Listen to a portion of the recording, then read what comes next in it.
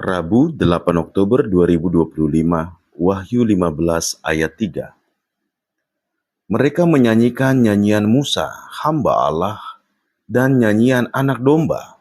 Bunyinya, besar dan ajaib segala pekerjaanmu ya Tuhan, Allah yang Maha Kuasa.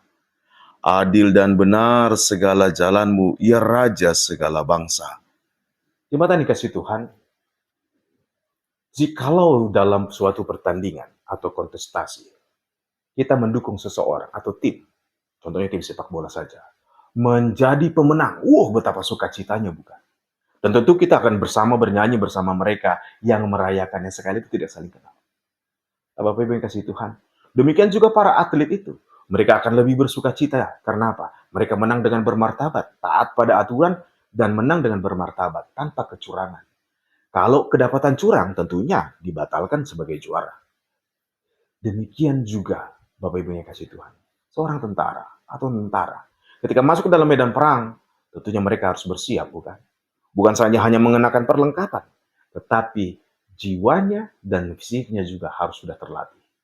Demikian juga atlet tadi, fisik dan mentalnya harus terlatih. Tubuh dan jiwanya harus terlatih. Pertanyaannya menjadi renungan kita, bagaimana kita menjadi pemenang dalam pertarungan rohani? Sadar tidak sadar, mau tidak mau, semua kita yang dibaptis di dalam nama Allah, Bapa dan Putra dan Roh Kudus, kita telah menyatakan permusuhan dengan dunia ini dan juga dengan setan. Oleh karena itu, sadarilah, kita dalam peperangan rohani.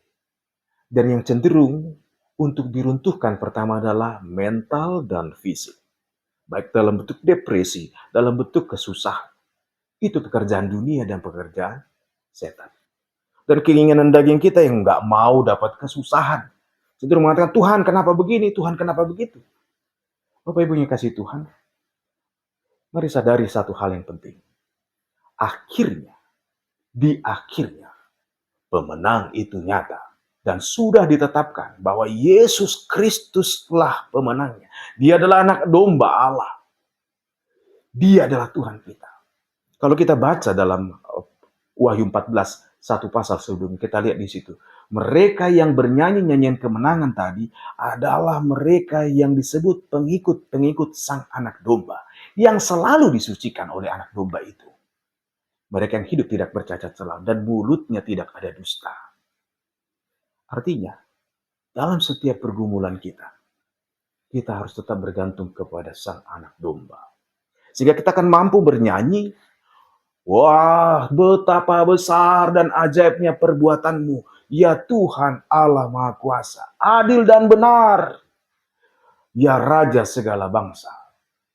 Bapak Ibu yang kasih Tuhan, saudara dan saya tentunya, kita telah ditetapkan menjadi pemenang bersama Kristus.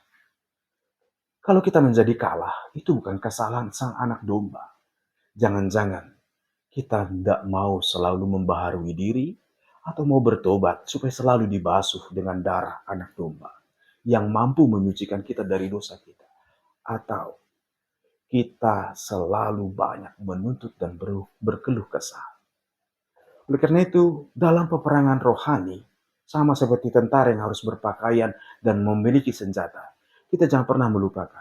Paulus mengingatkan kita dalam Efesus 6, supaya kita selalu mengenakan perlengkapan senjata Allah, yaitu ikat pinggangnya kebenaran. Baju jirah, pakaian yang harus dipakai adalah keadilan. Dan juga kasut atau sendal atau sepatu adalah haringgason, kerajinan dan ketekunan kerelaan untuk memberitakan Injil dan damai sejahtera. Dan juga dalam segala keadaan, tameng atau perisai kita haruslah iman itu sendiri. Dan juga dalam menghadapi musuh, kita harus pakai helm. Seperti tentara yang berperang pakai helm. Ketopong, yaitu keselamatan. Dan juga jangan lupa, senjata kita adalah senjata roh, yaitu firman Allah. Itu semua diperlukan setiap kita. Jemaat yang kasih Tuhan. Oleh karena itu jangan pernah lalai untuk mengenakan senjata perlengkapan senjata Allah. Tetapi apakah tentara seperti tentara yang masuk ke dalam medan perang, kalau hanya membawa pakaian dan senjata saja bisa menang? Tentu tidak. Kalau tidak pernah berlatih menggunakan itu semua. Artinya, pandanglah segala derita kesusahan kita adalah cara Tuhan sedang melatih kita untuk menang dalam peperangan rohani. Bapak Ibu yang kasih Tuhan, seperti Ayub, di akhirnya disadar, ternyata penderitaan itu adalah cara dia dan cara Allah untuk mengalami sendiri Tuhan. Experiencing God. Dulu dia beriman dari apa yang didengar, tapi penderitaan adalah ternyata jalan untuk mengenal Allah secara pribadi. Bukankah itu yang dilakukan Tuhan Yesus sampai kepada kayu salib? Supaya kita tidak takut menghadapi penderitaan. Bapak Ibu kasih Tuhan, Tuhan selalu memberikan penolong kepada kita. Malaikatnya. Tuhan juga memberikan orang-orang yang bersedia pasti menolong kita, mendengar kita. Itu dia.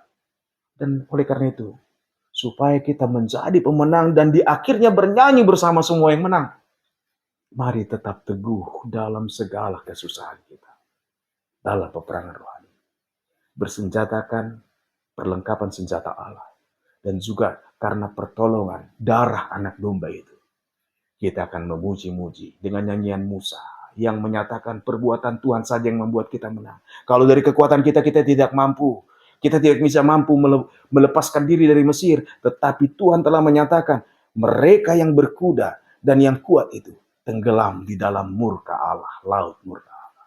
Dan nyanyian kepada anak domba, sangat jelas kalau kita baca di Wahyu 5, adalah dia karena darahnya menjadi korban tebusan supaya kita disucikan, kita dimurnikan, dan kita dilayakkan di hadapan Tuhan. Oleh karena itu, Bapak Ibu yang dikasih Tuhan, tetaplah teguh dalam imanmu. Jangan mau kalah dengan keadaan yang ada. Tetapi dengan iman bersama Kristus, kita akan cakap dan memenangkan segala perkara. Dan tetap untuk memuliakan Tuhan. Dan akhirnya, kita akan menyanyikan nyanyian kemenangan, memuji-muji Dia yang telah menang mengalahkan kematian itu. Tuhan memberkati.